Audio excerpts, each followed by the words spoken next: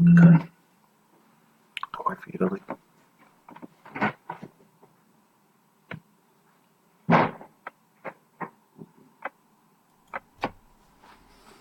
Hi Facebook, my name is Daniel Pistero. I'm an audiometrist and assistive listening device product manager for Blamey, Saunders Hears.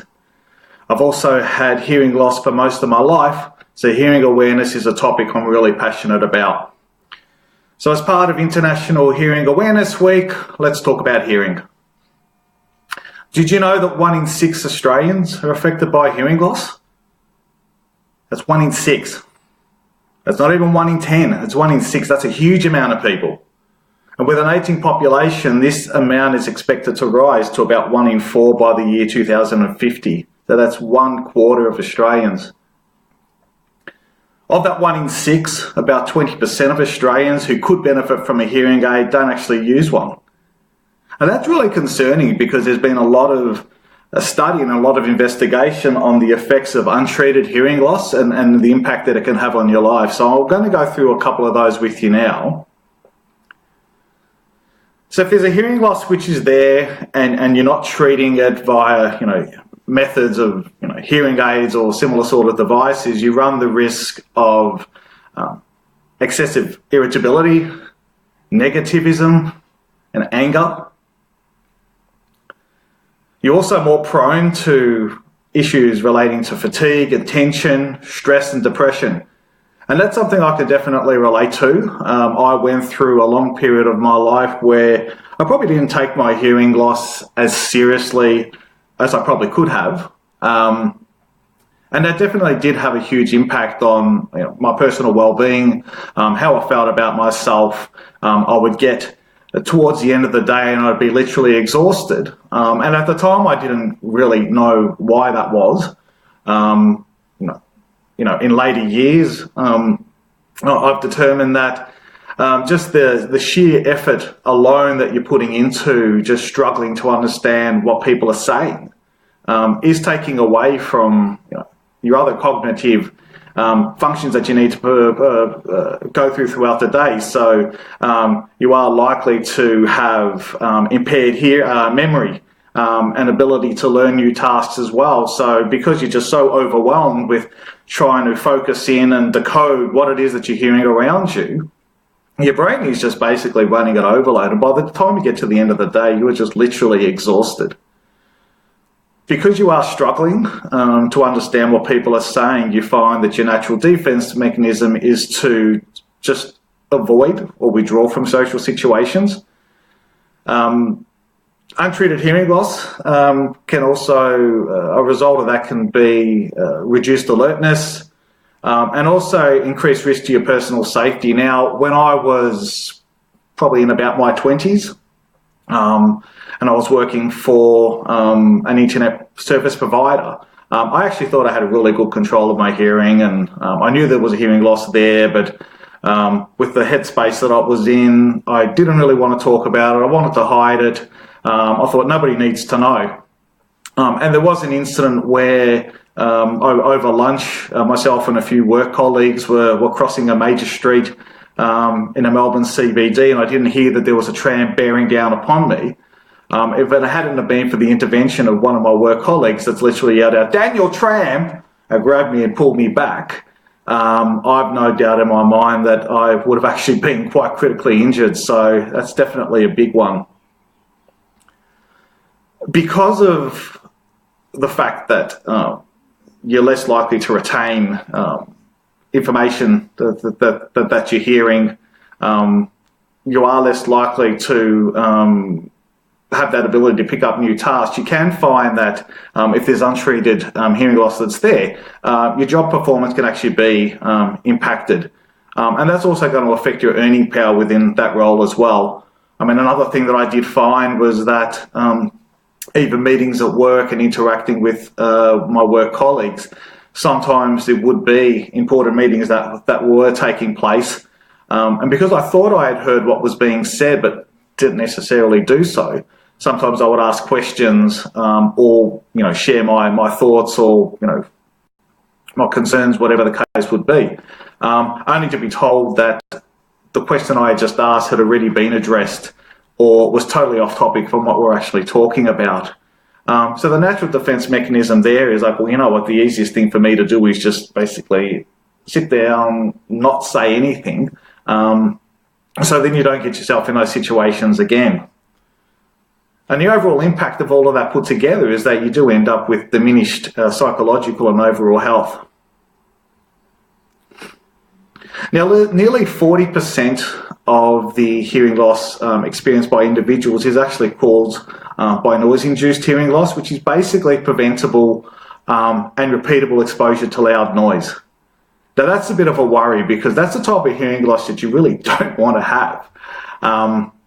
In fact, in the year 2010, the National Acoustic Laboratories put together a report that they called the Binge Listening Report, and that revealed that young Australians have a greater risk of acquiring a hearing loss through noise-induced reasons, purely through their leisure activities. So that's things like listening to their iPods, nightclubs, live music, those type of things there. Now that's something that's really concerning because we're looking at, a population that in 20 to 30 years are very likely to be suffering the effects of noise-induced hearing loss. And that is just an absolute, train ride to, a whirlwind of problems. You might have been following in the media this week, in The Age, Osher Gunsberg, the host from The Bachelor, revealed that he was actually suffering from hearing loss and has been for quite some time. And he puts it to years that he spent as a roadie when he was a teenager. And it was only actually years later when he started noticing that it was needing to turn the car stereo volume up louder and louder that he actually realised that he had a hearing loss. So Osher actually is wearing hearing aids at the moment, and he does suffer from quite substantial tinnitus.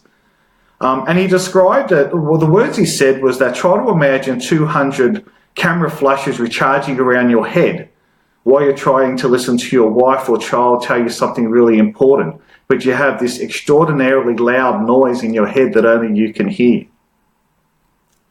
So hearing loss and tinnitus is just one part of some of the risks of noise-induced hearing loss. Some other things there as well is you can be really sensitive to loud noises. So that's really a challenge for people in my role when we have these people that come in and they're wanting to do something about their hearing. And when we go through their history, we find out that, when they were at school, they were in the cadets, or as part of their work, they were around loud noises and, constant loud noise, and there was no hearing protection that was utilised. And they have this sensitivity to loud sounds, so we need to fit hearing aids to give them a certain degree of amplification in order for them to be able to hear what's going on around them. But giving them the amount of volume that they need, they find uncomfortably loud. So we've really got a very small scope of adjustment that we can actually make, and that's a real challenge. It's a frustrating challenge, obviously, for us, because we really want to be able to provide these people with a solution which is going to, be life-changing for them. But it's definitely frustrating for the person involved, because not only do they have this roaring tinnitus in their head and they're struggling to hear what people are saying, and they're getting frustrated with people and people are getting frustrated with them, but the solution that's there, the solution that they were hoping so much was going to be there for them, can only run at limited performance. Nearly half of Australians affected by hearing loss are actually being found to be at working age, so between about 16 and 64 years of age. Now, there's this misconception and there's this stigma about hearing loss that it's something that only affects older people. And while it is true that there is age-related hearing loss, and as we do get older, your affinity for hearing certain sounds usually starts off around the high-frequency sounds, does drop off over time. But hearing loss is definitely not something that only impacts older people. I was 13 when I was first diagnosed with a hearing loss. At that point in time, as I've said before, it wasn't something that I really thought was that big of an issue because I was only a teenager. What did I know? By the time I was in my 20s, I'd already lost the hearing totally in my left ear. And the hearing in my right ear was now getting to a point that it was really starting to give me difficulties. It proved to be quite a challenge while I was going through university. It definitely proved to be a challenge when I was trying to enter the job market. As we all know, applying for jobs and going through interviews is a hard enough and stressful enough process as it is. But when you're struggling to understand the interviewer, when you run the risk of misinterpreting a question that they ask and not answering it appropriately or answering it at all, it definitely does make it that much more difficult. And that was certainly something that I went through.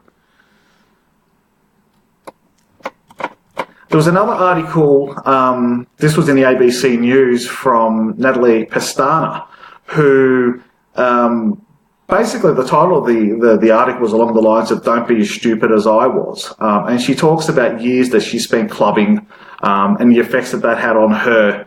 Now she finds she's got this constant ringing in her ears and finds that everything is muffled. So once again, somebody who was exposed to loud noises, didn't do anything to protect themselves from that, and now that it's too late, is looking back and saying, "I wish I had done things differently." So definitely it's really important to protect the hearing that we've got. Some people are lucky to have that choice. Some people, purely through genetics and trauma and ear infections and that sort of thing, do develop hearing loss through other means. But if you've got the opportunity to be able to protect the hearing that you've got, I can't stress enough to you how important that is. So the interesting question I get asked quite a lot is, well, how loud is too loud? How am I going to know whether a sound I'm listening to is actually damaging to my hearing? So there's three things you've got to really keep in mind. It's not only just about how loud the sound is, it's also how close you are to it and how long you've been exposed to it. And there's generally a relationship where the louder it is, you need to be further away from it and you need to be exposed to it for a less amount of time to minimise the likelihood of it actually doing any damage to your hearing. So any sound above about 85 decibels, which is about the sound of traffic noise, is actually damaging to your hearing with enough exposure. So at about 85 dB, anything more than about 8 hours of exposure per day is actually going to be damaging to your hearing. Bring it up to about 105 decibels, which is the volume of an iPod, and there the amount of exposure drops down to about 5 minutes. So we go from about 8 hours down to 5 minutes of exposure daily. And when you think about when you see, the kids on public transport and trains and walking around and they've got these things in their ears, I can guarantee you they're listening to that music for more than 5 minutes a day. Bumping up a little bit more, a typical concert sound is at about 110 decibels. And there, anything more than about a minute and a half of exposure, and you do run the risk of damaging your hearing. Now, here's the one that I find really interesting, or maybe interesting is not the right word. I actually find it quite concerning, is that the pain threshold of sound doesn't actually begin until you get to about 120 decibels, which is about how loud an ambulance siren is. So we've got at 105 and 110 these volumes that are actually damaging to your hearing, but there's no pain register there, so there's nothing for you to feel. To actually say, look, I might potentially be doing damage to myself. It's only until you get to about 120 decibels, that you actually start registering the pain of that volume. Listening to an ambulance for more than about 10 seconds is definitely going to be damaging to your hearing. And the louder the sound goes, the shorter that amount of exposure time is. So what can you do to protect yourself from these, things happening? So I've got basically 7 tips which I'll put together, which will not only help you protect your hearing, but also protect your ears as well. So the first thing, quite obviously, is avoid prolonged exposure to loud noises. And the easiest way to do that is literally just give your ears a break. Sometimes it might mean just walking away from the source of the loud noise for 10 minutes, just to give your ears a bit of a break. Turn the volume down. I mean, that one there is a no-brainer. If you need to raise your voice to hear yourself over the sound, then it's quite simply too loud. Turn the volume down. Use hearing protection around loud noises. So, if you're working on a job site, if you're working around noisy equipment, whatever the case might be, pop some hearing protection on. That's just basically going to attenuate the volume level of the sound before it hits your ears, and it's definitely going to be the best course of action for you. If you don't know where to source good hearing protection, give the Blamey Saunders office a call. We can organise noise plugs, we can organise swim plugs. There's a whole heap of things we can do. Give us a call and we'll go through that with you. If you're concerned about unsafe noise levels in your workplace, talk to your occupational health and safety officer. Because chances are, if it's something that you're concerned about, there's probably things that the same thing that other people are concerned about, and somebody needs to speak up. Practice safe ear hygiene. So don't try to self-clean your ears by poking cotton buds and things in there. If you feel that you need to have your ears clean, if there's wax in you feel that you need to get them clean, talk to your GP. Blamey Saunders does offer a service as well where we can do wax removal, but definitely leave it to the professionals. There's nothing worse than poking things around. If there's sensitive skin in there, you run the risk of puncturing your eardrums. Definitely not something that you want to do, so leave that to people who know what they're doing. Get regular hearing checks. So hearing loss is a funny thing. It's a little bit, there's an analogy of boiling a frog, which I know that sounds really awful, but let's say if you pop a frog into boiling hot water, it's going to jump back out again. But if you put it into water, which it's comfortable with, and slowly raise the temperature of the water, you can actually boil the frog without it actually realizing it's being boiled. I know that's really morbid, but sorry, that's the only analogy I can think of. And hearing loss is a little bit like that as well. So it tends to be a very gradual thing. And it's not until you actually get to the point that you realize, hey, you know what, I'm actually needing to ask people to repeat themselves more often. As Osher was saying, he was noticing that the volume he needed to turn his car stereo up was actually getting higher than what it was used to. It's at that point there that, unfortunately, it's probably a little bit too late. You've already got hearing loss that's there, but it does creep up on you. So if you suspect that you are hearing differently than you normally do, get professional advice about it. Talk to your GP about it. They can organise very quick hearing tests for you. They're not too diagnostic, but at least they can see whether there's some hearing loss there. That's what happened to me when I was 13. I think my parents must have maybe realised that maybe I wasn't hearing that well, and the doctor basically had a little device called a tuning fork that he tapped it on the table and it gave this vibrating hum. They held it up to one ear, then the other, and at that point it was how it was determined that it was actually hearing loss in one ear. But definitely talk to a professional about it. If you need to get a hearing test, do so. The worst thing that could possibly happen is that you leave a hearing loss there undiagnosed. It's just going to get worse. You don't want to do that. Last thing I want to mention about, just in terms of protecting your ears and your hearing, is something called sudden sensorineural hearing loss, or sudden hearing loss.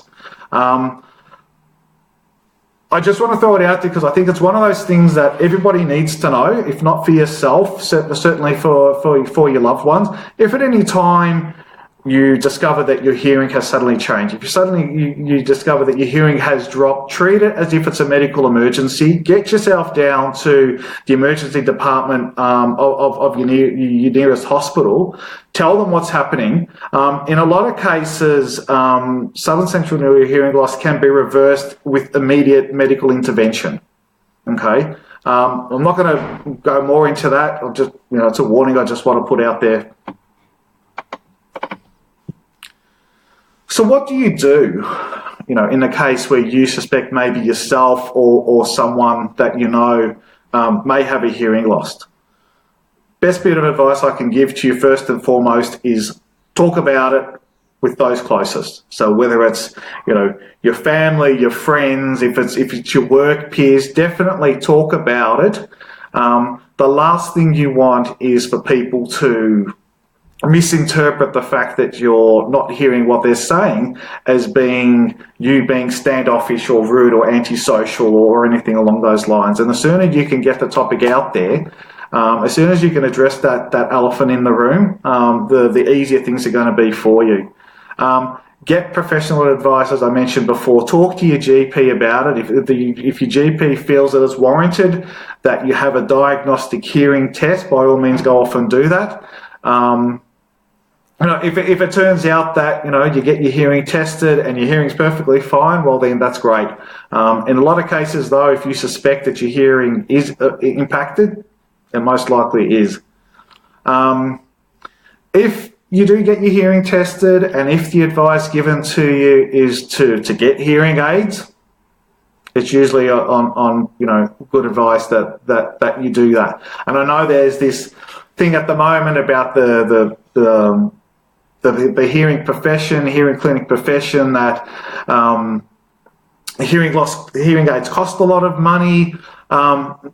They are finely tuned electronic devices. They are designed to do specific things. They don't just make everything louder. Well-designed hearing aids, the whole purpose of them is to accentuate the sounds that you want to hear and not allow needless background noise to impede on what you want to hear. But if the advice is to get hearing aids, pursue that advice, because there's nothing worse than you can do than to leave a hearing loss untreated.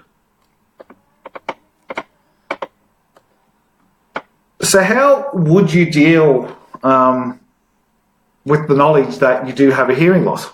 It's a tough one, because as I mentioned before, like with the analogy about the frog, if your hearing loss is creeping up on you slowly, sometimes people don't actually know that they're actually having difficulty hearing. Sometimes it's their friends or their family or their colleagues that are actually sitting there quite awkward. Is so-and-so, do they actually have a hearing loss? Is there something else that's going on? And it can be a bit of a touchy subject to bring up. The first thing I would advise, if you were told that you had hearing loss, is basically allow yourself the time to grieve for the loss of your hearing. Because it is definitely a loss, and you really do need to give yourself time to recognise this change in your circumstances.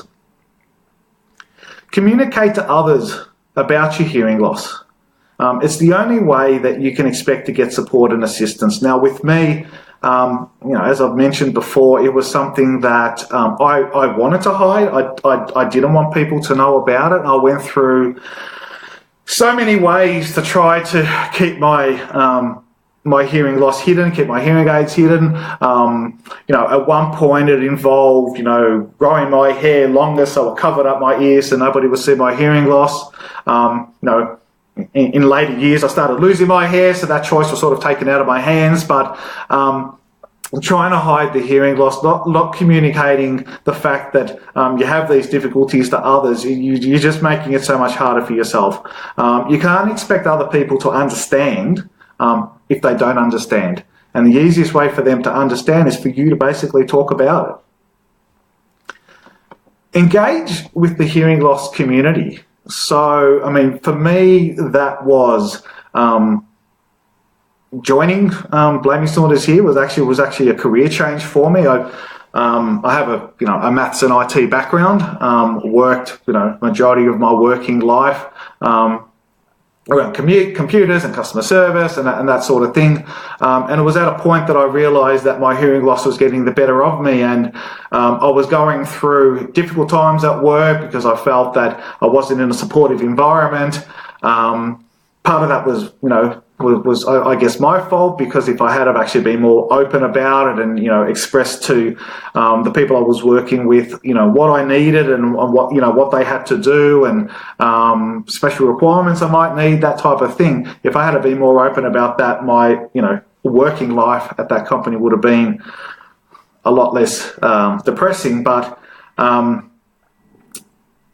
So I got to a point where I thought, well, look, I can't keep doing what I'm doing, and how am I best going to tackle this hearing loss? And for me, that was a career change. So I studied and learned to be an audiometrist, and I applied for jobs in hearing clinics, and I was lucky enough to be taken on by Blamey Saunders. But part of the therapy for me, and part of the rehabilitation for me, to be able to come to terms with my hearing loss, was to actually be working with people who are hearing impaired, and being able to impart my experiences and my tips and just my knowledge to help other people who are going through similar things have a much easier time coping with their hearing loss.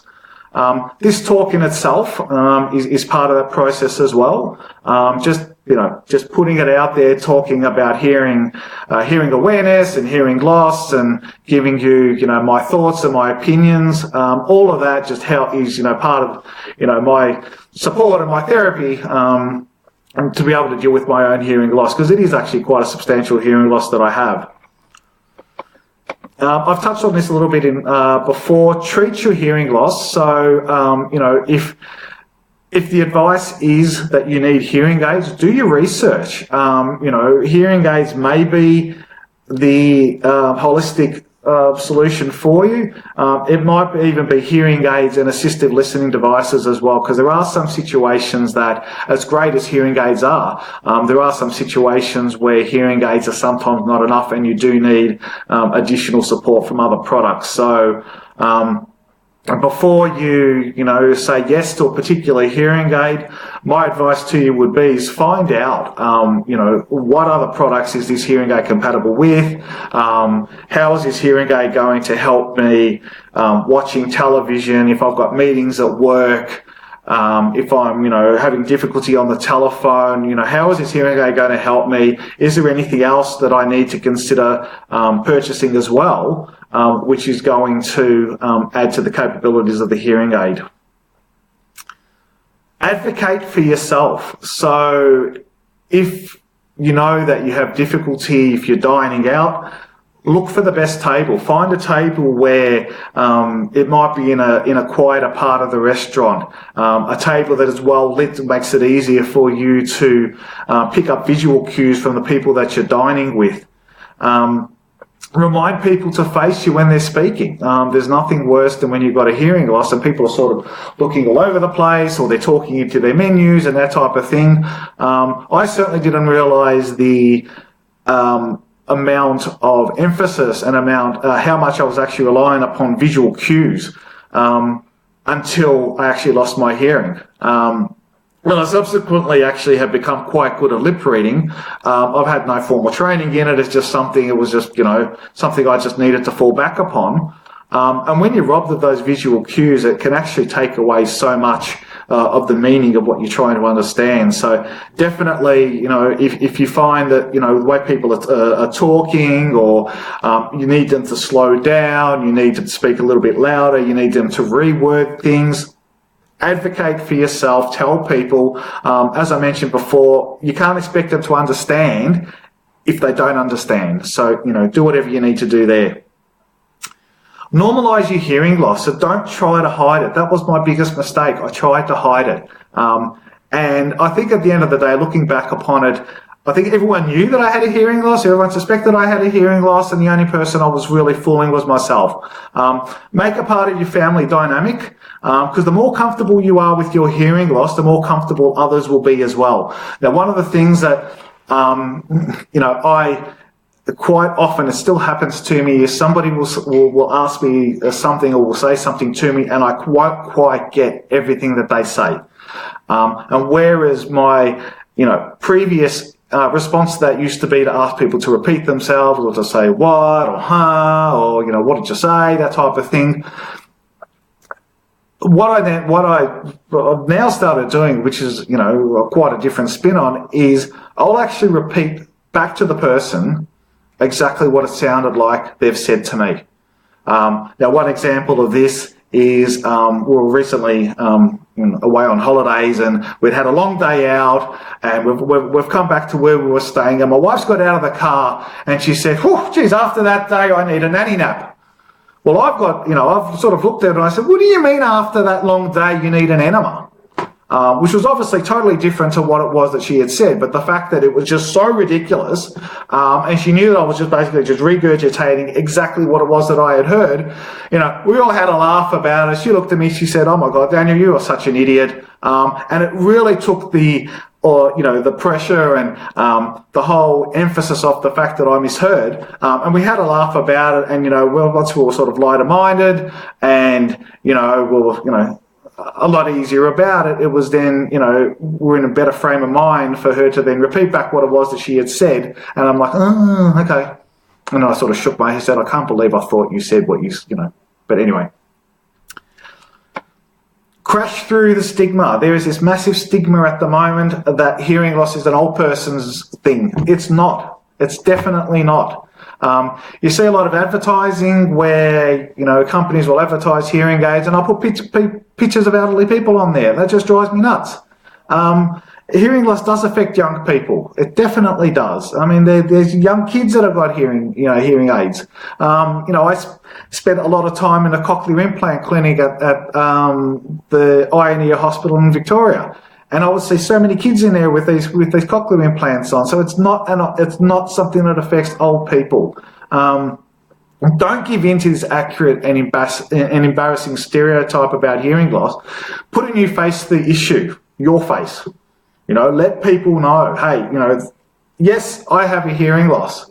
As I keep saying, if you want people to understand, you've got to give them that information so they do understand. Now, there are going to be hiccups that you will encounter along the way. Take it on the chin. Tackle them with humour and a positive attitude. If something's not working, then try something else.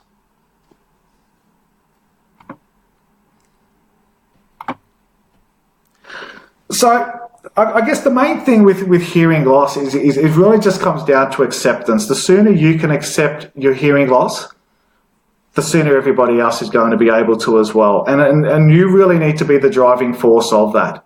I keep saying, look, I went through a long period of time where I didn't get that message. And it was only in later years when I did, that sort of things certainly changed for me. A lot of that came down to a change of attitude. Rather than trying to hide my hearing loss, I said, well, you know what, people need to know about it. If people see me on the train, or if I'm in a shop or something similar and they see my hearing aids, they're going to think, well, this guy's got hearing aids, he must have a hearing loss. And that's probably the best way for things to be, because you want people to already be prepared about it, and not make that mistake that, if you're not replying appropriately, you're not replying at all, that you're perhaps being rude. It took a long time for me. You'll probably notice here, my cochlear implant. I lost the hearing in that left ear when I was about 19 or 20 years old. I only actually had the implant surgery last year, so I was about 25 or 26 years without any hearing on that side at all. It took a long time for me to convince myself and to be convinced to take that step. I was going through all the reasons why perhaps I shouldn't do it. What if something goes wrong? What if it affects the other ear? What if I end up with this tinnitus? What if I end up with all these things? But at the end of the day, I just needed to convince myself that, I've had no hearing on that side for such a long time. I absolutely have nothing to lose. I went through the procedure. I had my switch on day. I've spent the last year basically relearning to hear through that ear, through the cochlear implant. And I can, conclusively say at this point in time, I'm hearing the best that I have in all of my life. And I look back now and I think, why did I hesitate about that? I think the take-home message today is hearing loss is not, it doesn't have to be a burden that you need to keep to yourself. You've got your family, you've got your friends to offer you support. It shouldn't be a sole thing, because hearing loss doesn't only affect you, it affects the people around you as well. I like to encourage when I see clients that if they're there with family members, for the family members to come in and to be a part of the consultation as well.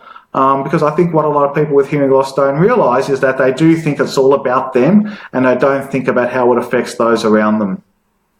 So that's all I've really got to cover for today. Thank you so much for listening in. If you have any questions, by all means, I'm more than happy to hear from you. You can give the Blamey Saunders office a call. You can send an email through to me. I'm more than happy to help in any way that I can. Thanks again for your time, and we'll see you soon.